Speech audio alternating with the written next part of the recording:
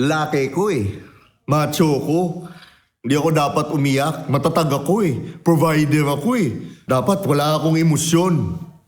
Panoorin mo to para magkaalaman na tayo ngayon kung yan ba talaga yun dapat.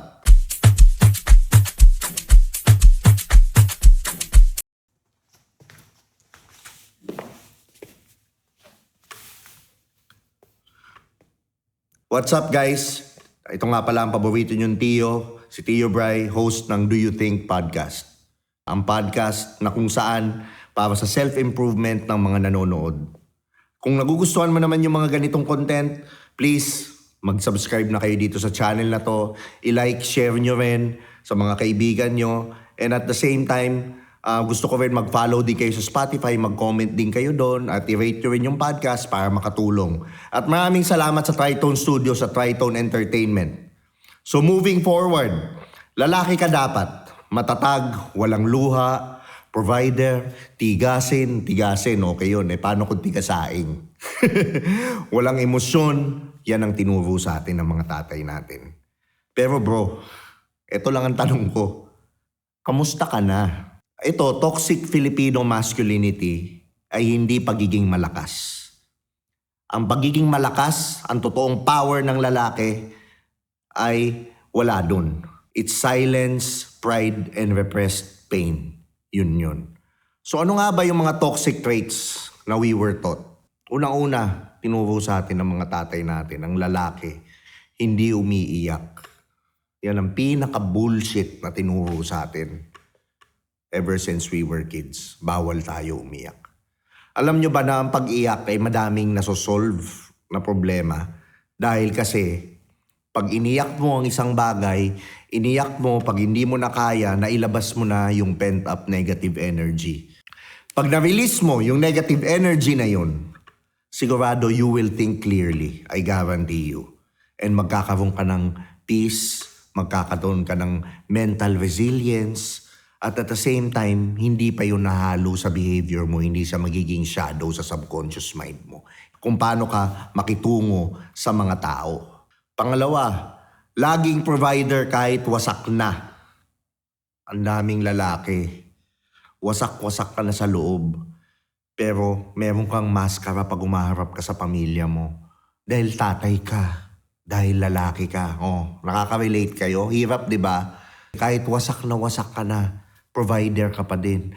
Lahat yan ibibigay ko sa inyo. Isusubo ko sa inyo. Bago ko isusubo ko muna sa inyo. Di ba? Hindi yun Tio Bry Podcast. Do you think to? Pero inuuna nyo yung mga ibang tao. Isa pa, bawal maging vulnerable. Nako, hindi ako pwedeng maging vulnerable kasi sisirain ako niyan. Kasi lulukuhin ako niyan. Baka katulad din siya ng ibang tao, sasaktan ako niyan. Lalaki ako, dapat matalino ko. Kapag tahimik ka, matatag ka daw. Totoo naman, silence is power. Pero yung laging tahimik na hindi mo na bino-voice out, yung mga talagang sa loobin mo kahit hindi na okay sa'yo, dun siya nagiging mali. Bakit? Kasi nire-repress mo yung truth mo. Kasi hindi ka nagiging authentic sa sarili mo, hindi ka nagpapakatotoo. So ang sa akin, mas maganda pa rin na magustuhan ako ng tao na yung totoong ako. Or kahit hate pa ako ng ibang tao, na kahit na sino, pero yun yung totoong ako. Kaysa naman mahal na mahal ako ng lahat, di ba? Mahal na mahal ako, gusto nila ako lahat, pero hindi naman ako yun. Again, I'm starting a war with myself. At ang lalaki, totoo lang, hindi siya bato. Utang na loob tao siya. Yun ang lagi niyong tatandaan. Tao ka din. Ang lalaki kailangan din ng love. Ang lalaki kailangan din ng compassion. Ang lalaki kailangan din natin na umiyak, maging vulnerable. Dahil tayo nagiging nasasaktan din. Tayo nahihirapan din. And to be honest, ang burden ng mundo nasa atin. Wala sa mga babae. Nasa lalaki ang burden ng mundo. Ang problema, yung ibang lalaki, hindi inayayakap yun. Binibigay nila dun sa babae. Pero sa totoo lang, tayo yung dapat nahihirapan para mabuhay sila ng tama. The sooner you accept it, the easier life gets for you. Na nandun tayo para mag-suffer. Hindi nga pagsasuffer ang tawag dun pero tayo yung magsasakripisyo para maging safe ang mga tao sa paligid natin, especially babae at mga bata. Nasa atin yung responsibilidad na to. Ngayon gusto ko magkwento ng sarili kong experience. Kasi ako, ang tagal ko ding naging tahimik, oo lang ako ng oo kung kahit na sino. Dahil sabi ko sarili ko, matatag ako. Naging tahimik ako, hindi dahil matatag ako, kundi dahil wala akong pwedeng iyakan. Gusto ko ikwento sa inyo yung time na this was pandemic. Okay. Nung pandemic, akala ko for the longest time of my life, before pandemic, akala ko napaka-strong kong tao. Malakas ako mentally kasi ang dami ko ng sakit na pinagdaanan sa mundo eh. Ang dami nang nanloko sa akin, hindi man muka. Ang dami nang nakasakit sa akin, nalagpasan ko yun. Nawala na ako ng mahal sa buhay. Naging mag-isa na ako sa buhay. Lahat yun nalagpasan ko. And akala ko, napaka-strong kong tao. Hindi ako matitibag. Pero nung pandemic happened, na-realize ko it's been 10 years, hindi na pala ako okay. Nabubuhay na pala ako sa dilim. And ang pinakamalaking problema, nasanay na ako sa dilim. Yun ang pinakanakakatakot sa lahat. Yung masanay ka sa dilim. At maging normal na sa'yo yung dilim. And to be honest, na-realize ko yan, 41 years old na ako nung nag-heal ako. Doon ko na-realize na ito pala yung tamang peace. Kaya naman palang mabuhay ng tama. Kaya naman palang mabuhay ng payapa. Kaya naman palang maging reality na lahat ng gusto mo nakukuha mo. Kung hindi mo man nakukuha yung gusto mo, ang nabibigay pa sa'yo, yung mas higit pa sa gusto mo. Simple lang pala yung formula. Ang pera pala madali. Ang love pala madali. Ang kailangan ko lang pagtrabahuhan, hindi yung business, hindi yung kahit yung pag-ibig, hindi yung ang kailangan kong pagtrabahuhan, I need to go back to myself. Kailangan kong bumalik sa sarili ko. Kailangan kong mahalin yung sarili ko. Kailangan kong intindihin yung sarili ko. Kailangan kong patawarin ang sarili ko. Ikaw isipin nyo, mga lalaki. Kung makikipag-usap ka sa best friend mo, paano ka makipag-usap? Sasabihan mo ba yung best friend mo na hindi ka magaling? Sasabihan mo ba yung best friend mo na hindi ka enough? Sasabihan mo ba yung best friend mo na hindi mo kaya yan? Sasabihan mo ba yung best friend mo na mahina ka? Or sabihin na nating tatay mo. O kahit kaibigan mo, di ba hindi? Why? Because you love them. You want the best for them. You want to give them the best. Diba? Ang problema, doon, binibigay mo sa kanila yung best, binibigay mo yung love, pero nakalimutan mo ang sarili mo. Bakit sa sarili mo ganyan ka makipag-usap?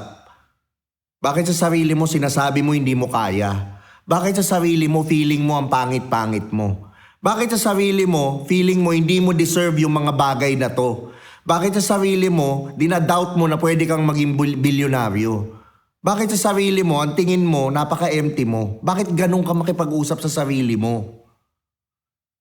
Kung hindi mo kayang gawin yun sa best friend mo, dapat much more sa sarili mo. Meron akong tanong sa inyo, name 3 people na pinakamamahal nyo sa buhay nyo. I'll give you 30 seconds to write it.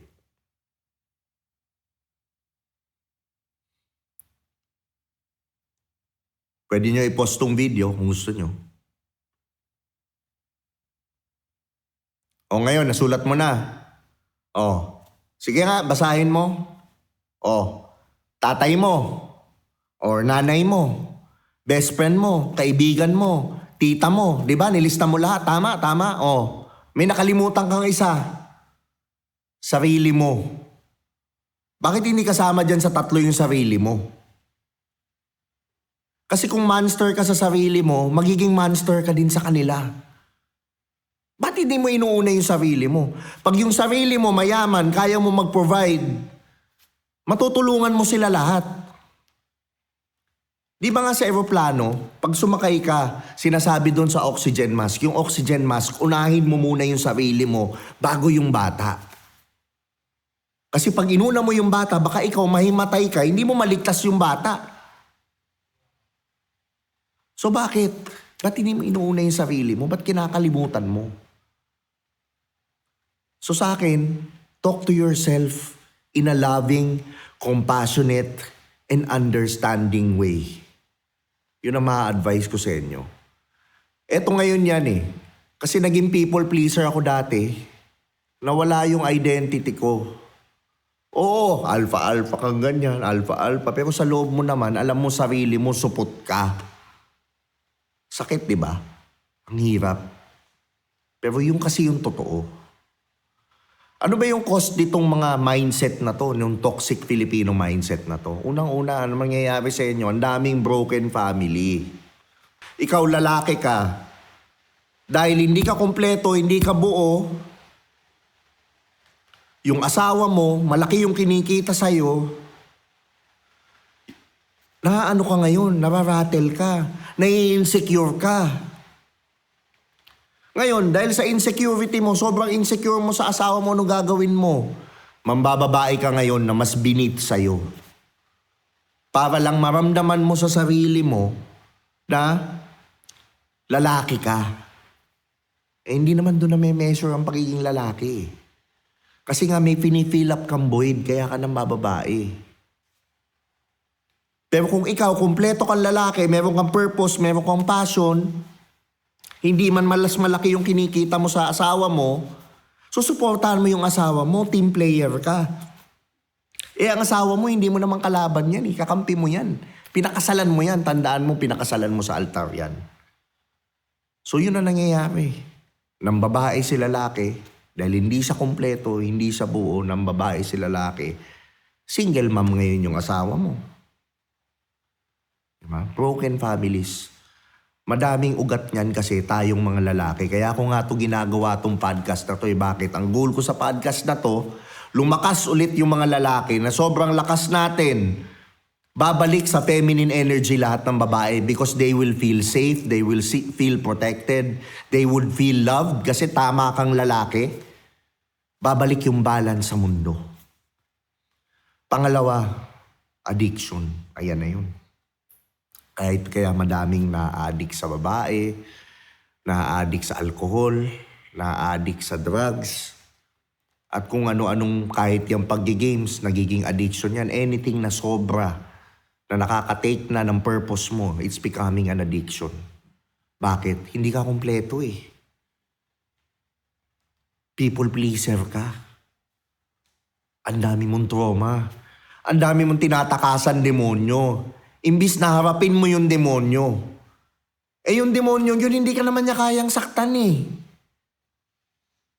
Kaya ka lang niyan takutin. Pero kung ikaw buo ka, hindi ka matatakot dun sa demonyo. Yung demonyo yun, hindi pala demonyo. Pag binigyan mo siya ng love, binigyan mo siya ng understanding, yung demonyong yun, demonyo mo lang pala sa loob mo na hindi mo inaharap. Ngayon, pag nabigyan mo siya ng understanding, ng love, ng compassion, which is sarili mo, then yung demonyo, magiging anghel na yan. And marirealize mo, broken parts of you lang siya. Masyado yang malalim. At kung i-explain ko dito ng todo dito sa podcast, kukulangin tayo. Ngayon, kung gusto nyo ng in-depth na talaga mapapag-usapan natin, meron akong personalized coaching na para sa'yo mismo, hindi para sa general public. At hindi po ito libre, syempre, dahil valuable din naman ng mga taang time ko. Diba? Pero kung talagang seryoso ka, gusto mo ako makausap, mag-email ka lang sa tiobrightv@gmail.com at doon magkakaroon tayo ng personal coaching.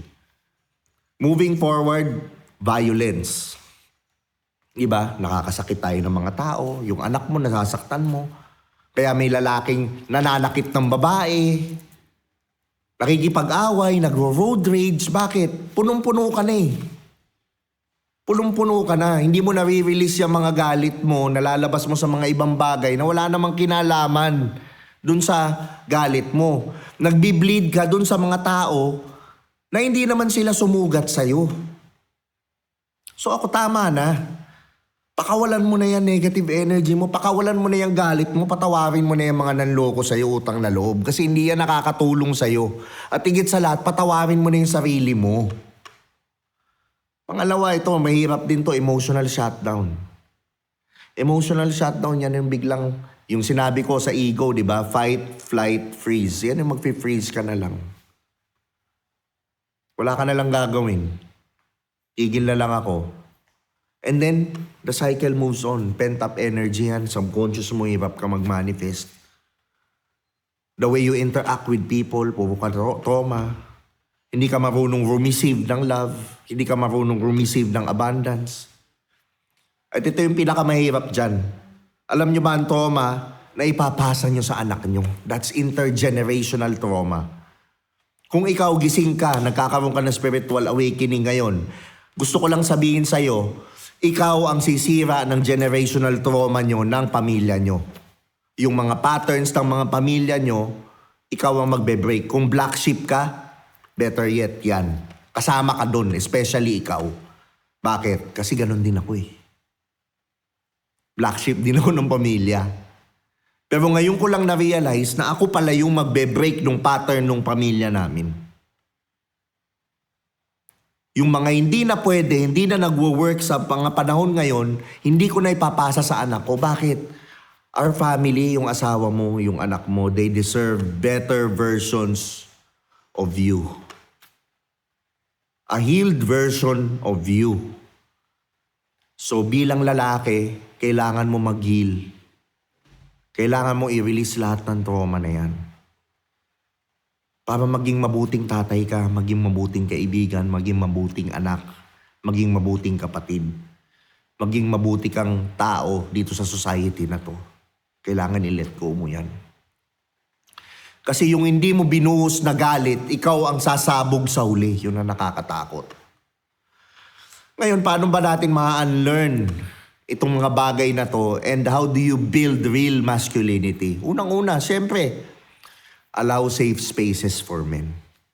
Kaya nga ako nagbubuo ng community ngayon eh, na magkaroon tayo ng safe space. Soon gagawa ako ng Telegram group natin, magkaroon tayo ng safe space para sa mga lalaki. Kung maganap ka din ng mga tropa mo na makakahinga ka ng maluwag, mapagsasabihan mo, makakausap mo, at gusto ko sana yung tropahin mo naman, yung madadala ka sa tama. Hindi yung puro inuman. Hindi yung puro droga, puro gimmick, puro babae, hindi. Topahin mo din yung merong mga healed perspectives of women.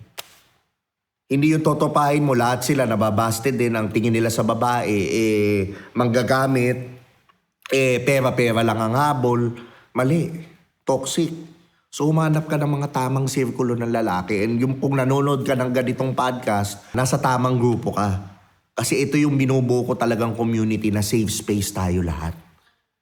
Pwede mong aminin yung mga gusto mong aminin without judgment. Normalizing honesty among sa inyong magtotropa. I-give up mo na yung idea na kailangan perfecto ka. Kasi hindi ka naman talaga perfecto. Pero ito yung good news ko sa'yo. You're imperfectly perfect. Tandaan mo, ginawa kang image and likeness of God. Diba? Ganda no? Image and likeness of God. Si God ba imperfect? Hindi eh. Perfect si God. Tayo, gawa din tayo ni God. Anak tayo ni God. God is here. God is within us. So bakit parang feeling mo unworthy ka? Bakit parang feeling mo hindi mo deserve yumaman? Hindi mo deserve ng tamang tao? Bakit nag-stay ka sa mediocre mong trabaho? Bakit nag-stay ka sa mediocre mong jowa na tinotoxic ka lang? Wherein kaya mo and you deserve better? Tunay na lalaki, sa totoo lang, yung tunay na lalaki yung marunong masaktan, pero hindi nananakit. Yung vulnerable na lalaki. Yung open ang puso niya sa mga taong humihingi ng tulong at sa mga tao kahit na sino. At hindi siya takot kahit saktan siya ng ibang tao. Dahil buong-buo siya, kumpletong-kumpleto siya, buong-buo, punong-puno siya ng love, punong-puno siya ng abundance na yung pinamimigay niya dun sa mga tao, apaw na lang niya. So hindi siya takot maubusan. So everything really starts with you. Kailangan buong-buo ka. Kailangan punong-puno ka ng love. Sabi nila, Michael Jackson, heal the world. Para sa akin, katarantaduhan yung heal the world. Paano mo ma-heal yung world? Ikaw mismo hindi mo ma-heal sarili mo. Heal mo muna yung sarili mo. Kasi pag nag-heal ka sa sarili mo, ikaw mismo, then the world will start to heal because mapupunta ka sa ibang timeline. Sa ibang version mo. Sa mataas na version mo na nami-meet mo yung matataas na version ng mga tao na yun. Malalim na masyado to. Pero hindi mo talaga kailangang putulin ang pagkalalaki mo. Ang pwede mo lang gawin or baguhin is kung anong ibig sabihin nito. Now guys, gusto ko sana i-share nyo to sa tatay nyo, sa kuya nyo, sa tropa nyo. At comment nyo na rin, anong mindset ang gusto mong i-unlearn. Comment mo, i-share mo na rin dito sa mga nanonood nito para tayo-tayo nagtutulungan. Ngayon, itatanong ko sa inyo, do you think ba tama ang tingin at vibration natin sa masculinity? So maraming salamat sa mga nanood nito. Ito ang paborito yung Tio, si Tio Bry. Maraming salamat sa Tritone Studios, Tritone Entertainment. At kung gusto nyo naman itong mga ganitong content, mag-subscribe na kayo sa Do You Think Podcast with Tio Bry. At syempre, follow nyo na rin ito sa Facebook, sa Instagram, sa Spotify. I-rate nyo na rin yung podcast para mas madami pa tayong mabagong buhay. Maraming salamat sa panonood at lagi kayong mag-iingat. Love and light po sa lahat.